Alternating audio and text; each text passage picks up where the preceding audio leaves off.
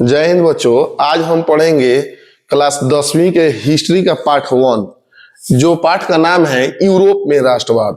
और यह पाठ एक बहुत ही इंपॉर्टेंट पाठ में से एक आता है। और ये जो 10वां क्लास है, आप लोग 10वां क्लास का एक बार ये देखिएगा तो टोटली आपको लगभग ऑब्जेक्टिव की तरह है। और आप लोग एक बार ध्यान दीजिए, और वह क्या है, यूरोप में राष्ट्रवाद। हम लोग समझेंगे कि राष्ट्रवाद है क्या, राष्ट्रवाद है क्या, राष्ट्रवादी है क्या।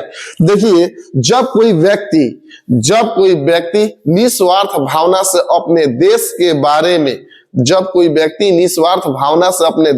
बारे में सोचे तथा उसको बढ़ाने के लिए तत्पर हो, वो जो भावना है उसी को राष्ट्रवाद कहते हैं। और जिस व्यक्ति में यह भावना पनपती है उसको राष्ट्रवादी बोला जाता है। आप लोग राष्ट्रवादी समझ लिए, आप लोग राष्ट्रवाद समझ लिए।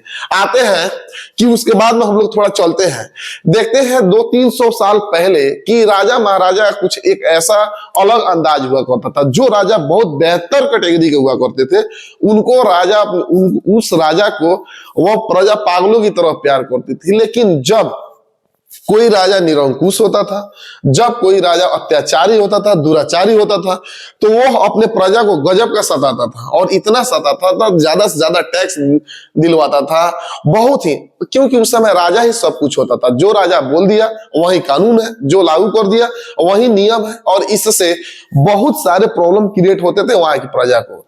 और यह कहां से उत्पन्न हुआ, कैसे उत्पन्न हुआ, किस लोगों ने उत्पन्न किया, आखिर में राष्ट्रवाद की भावना भड़की कब, लोगों के अंदर राष्ट्रवाद की भावना जागी कब, इसी के बारे में हम लोग आते हैं, देखते हैं इसके बारे में। बहुआ एक ऐसा जगह था, और वह जगह का नाम है फ्रांस। और वहां के लोग काफी फ्रांस के उस राजा से एकदम से बेखौफ हो चुके थे, एकदम अगता चुके थे। और ऐसा शब्द आने को मिलता है कि हम लोग देखते हैं उस समय कि वो राजा एक ऐसा गलत लोगों में, समाज में संदेश देता है, काफी लोगों को परेशानियों का सामना करना पड़ता है। अब देखेंगे कि जैसे हमारे भारत में शासन करने में आया बाबर, और उन्होंने एक मुगल सल्तनत कायम किया, ठीक उसी तरह फ्रांस में उस समय राजा जिसका नाम था लुई 16वां, और उन्होंने बुर्बो वंश का शासक स्थापित किया। और उन्होंने फ्रांस में बुर्बो वंश का शासक स्थापित किया। और 1789 की यह घटना है। कारण क्या था कि वह राजा काफी निरंकुश था, इतना निरंकुश था, इतना अत्याचार करता था जनता पर कि लोग अब उससे परेशान हो चुके थे। इसीलिए राष्ट्रवाद का वहां से उदय होना शुरू हुआ। देखेंगे राष्ट्रवाद के उदय का कारण था कि राजा निरंकुश था, फ्रांस से उत्पन्न हुआ और 1789 से उत्पन्न हुआ। दूसरा टॉपिक हम आते हैं, देखते हैं फ्रांस में राष्ट्रवाद। और फ्रांस में जो राष्ट्रवाद हुआ, 1789 की क्रांति जो हुआ, वही 1789 की क्रांति में फ्रांस का राष्ट्रवाद उदय हुआ। और 1789 की जो क्रांति है, उस क्रांति को हम लोग यूरोप का मार्गदर्शक बोलते हैं, यूरोप का आईना बोलते हैं, यूरोप को दिखाने वाले बोलते हैं। ठीक है, आता है क्वेश्चन कि जो लुई 16वां था, लुई 16वां किस वंश का था? तो बाबू इसको ध्यान दीजिएगा, बुर्बो राजवंश का शासक था लुई 16वां। वह काफी ही तानाशाह था, और उसकी तानाशाही को फ्रांस के लोगों ने बिल्कुल कुचल दिया, बिल्कुल समाप्त कर दिया।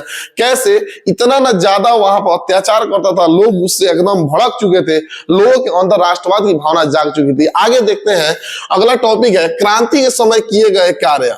जब फ्रांस में क्रांति हुई उस समय कौन कौन से काम हुए? तो देखिए, सामूहिक भावना को बढ़ाने का प्रयास किया गया। हम लोग बहुत सारे लोग हैं, उसको होता क्या है कि लोगों में सामूहिक भावना नहीं रहने के कारण सामूहिक भावना नहीं होने के कारण लोगों का परेशानियों का सामना करना पड़ता है। लोग अपना सामूहिक भावना को बढ़ाने का प्रयास किए, लोग एक साथ एक दूसरे से मिलजुल कर व्यवहार किए। दूसरा आता है पितृभूमि। फ्रांस के लोगों ने समझा कि यार हमारा शासक इतने हमारे ऊपर अत्याचार कर रहा है, और यह जो जमीन है, यह जो हमारी भूमि है, यह हमारी बाप दादा की भूमि है, और इस पर राजा हमारे ऊपर अत्याचार कर रहा है। दूसरी बात आया तो पितृभूमि के लिए सभी लोगों ने वहां पर लड़ाइयां लड़नी शुरू किए। लोगों ने बोला कि हम यहाँ के नागरिक हैं, इसके लिए लड़ाइयां शुरू किए। और हुआ क्या कि समान झंडा को वहां पर इंगित कर दिया गया। होता क्या था, पहले जब शासन राजा होते थे तो छोटे छोटे काबिलों में बसे होते थे, छोटा छोटा क्षेत्र था, छोटी छोटी राजा, सबका एक अलग अलग झंडा होता था। फ्रांस के लोगों ने सोचा कि अब हम लोग कुछ नए करते हैं, हम लोग एक समान हो गए, हम लोग की भावना समान हो गई, हम लोग एक साथ आ गए।